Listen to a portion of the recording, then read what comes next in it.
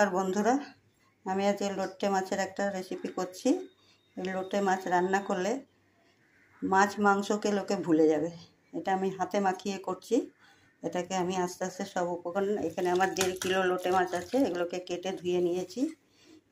এখানে আমি পেঁয়াজ দিচ্ছি, একটু পেঁয়াজটা বেশি লাগে, কেন এই গ্রেভিটা শুধু পেঁয়াজেই হয়, তাতে মশলা কিছু পড়ে না বেশি কিছু, সেই জন্য। আর এখানে 2টো রসুন বাটা আর আদা বাটা আছে, সব একসাথে বেটে নিয়েছি, আদা রসুন। এখানে 100 গ্রাম মতন সর্ষের তেল আছে।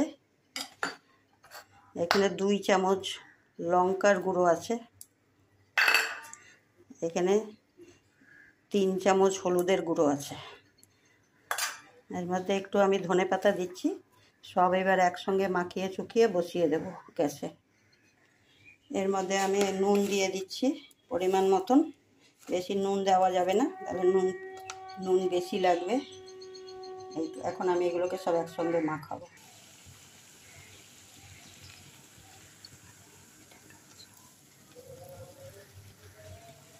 সব মাখিয়ে চুকিয়ে যে বসিয়ে দিয়েছি, আমি এখন একটা ঢাকা দিয়ে দিচ্ছি। দেখুন আমার এটা হয়ে গেছে, কত সুন্দর কালার এসছে। মাংসও ফেল হয়ে যাবে, মাংস আর কেউ খেতে চাইবে না। আর এটা এমনি গোটা গোটাই থাকে মাছগুলো একটু সাইজে ছোট হয়ে যায়, কেন এই মাছে না জল ভর্তি থাকে, সেই জন্য প্রচুর জল বেরায়। দেখুন এরকম আছে। এর মধ্যে আমি একটু ধনে পাতা দিব এখন উপর দিয়ে। দেখুন এই মাছটা আমার হয়ে গেছে।